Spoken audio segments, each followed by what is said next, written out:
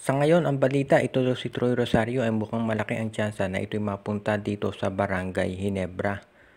Dito sa lumabas na report sa Spin PH, ito raw si Troy Rosario ay dahil siya na isang unrestricted free agent ay kinakausap na raw nitong si Scottie Thompson. Magkaibigan naman daw yung dalawa.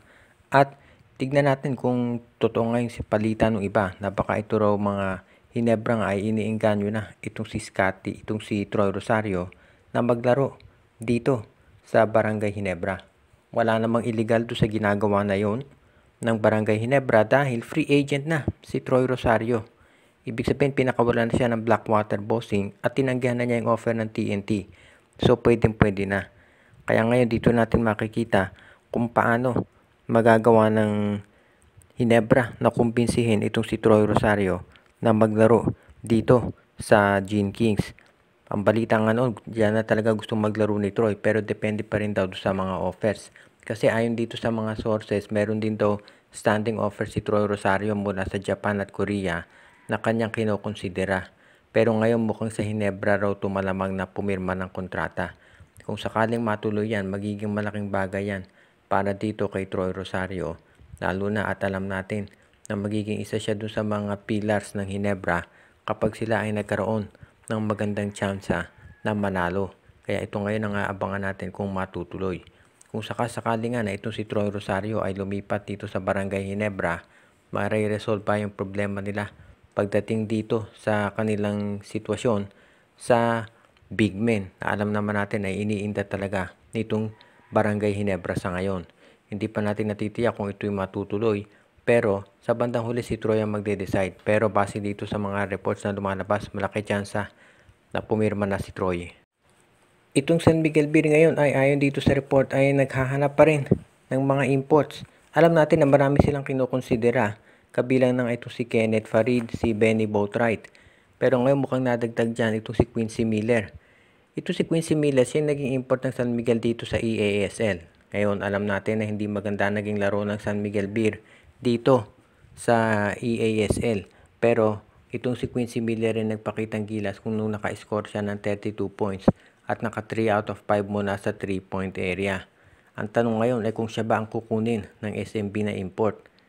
Maraming konsiderasyon kasi dito. Inamin ni Coach George Gallant na marami silang tinitignan. 2 weeks na lang bago mag-umpisa itong ating Commissioner's Cup pero hanggang ngayon wala pang import ng San Miguel. Pati nga ngayon marami nagtatanong bakit ang team na ang laki ng budget ay hindi makahanap ng import. Well, nasa coaching staff na yan. Parang nagde-decide sila kung ang kukuning import ay yung inside player o perimeter player. Itong si Quincy Miller ay perimeter player yan katulad ni Chris McCullough at ni Benny Boatwright. Kaya baka yan yung mga isa sa factors na tinitignan ng SMB. Kasi kung katulad ni Kenneth Farid for example, iyan ay isang inside player.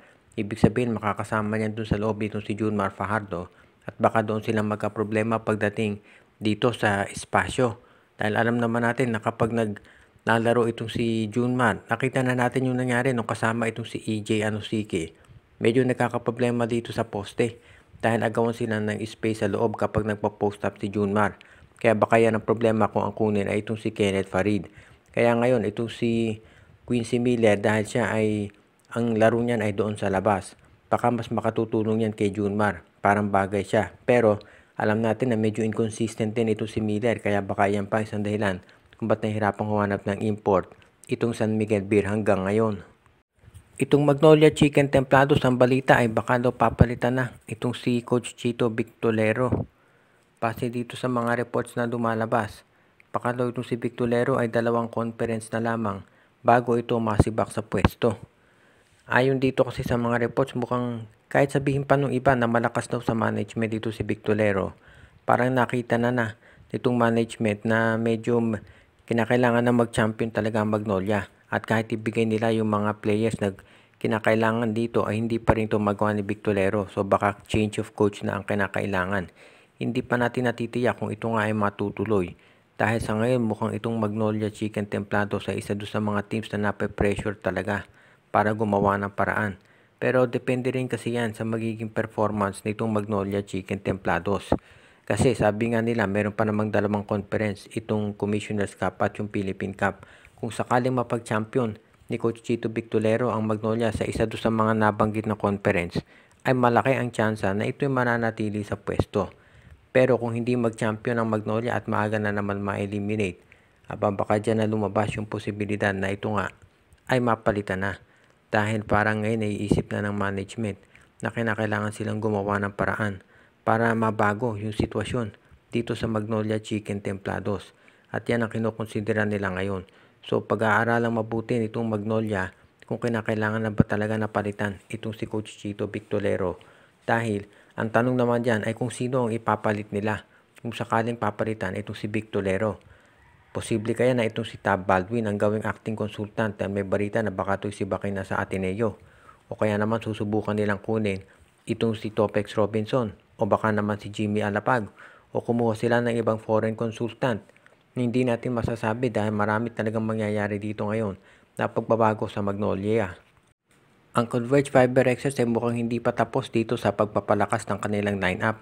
Ang isa sa tinitignan daw ngayon ng Converge ay kung posible na makuha itong si Jason Perkins mula dito sa Phoenix Fuel Masters. Alam natin na si Perkins ay isa doon sa pinaka-in-demand na mga players ngayon dahil napakahusay niyan.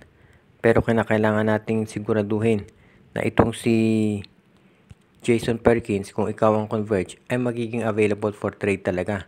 Dahil maraming naniniwala na hindi yan basta-basta pakakawalan ng Phoenix Fuel Masters. Ito naman kasing si Jason Perkins, ang balita natin dyan ay gustong makuha ng maraming mga teams dahil ito nga isa doon sa pinakamahusay na power forwards ngayon. Kaya yan ang abangan natin kung sakaling matuloy nga ang pagkuha dito ng Converge Fiber Xers. Ang advantage kasi ng Converge ay marami silang mga players na pwedeng gamitin na pang trade dito kay Perkins. Kaya hindi na nakagugulat kung ito talaga ay masakatuparan. Sa ngayon kasi masasabi natin na itong Converge Fiber Xers ang isa doon sa mga teams talaga na magiging isa doon sa mga top na mga sabihin natin koponan na pwedeng lumaban para sa kampyonato dito sa Commissioner's Cup. Ngayon, kung gustong kunin ng Converge itong si Perkins, marami naman silang ma-offer dyan. Pinakamaganda siguro ma-offer nila ay itong si Gio Ambohot para dito kay Jason Perkins at baka isama pa nila itong si Ben Phillips. Kasi kahit naman mawala yung dalawang big man na yan, si Perkins naman malaki din yan. Plus nandiyan pa itong si Jason Credo at si Ronan na makukuha naman nila para makapagdagdag ng big men sa kanilang lineup. At alam din natin na itong Converge naman, nandiyan pa itong si Patrick Magdenberg na halos hindi na nga nagagamit. At syempre si Justin Baltasar na parating na.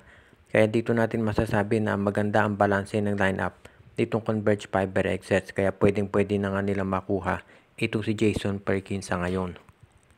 Shoutout kay Joseph Pineda, kay RG Bueno at Dalina family, Malyari Mascarinas, Dalmacio de Guzman, Jonel Alagon at Celino Valles family.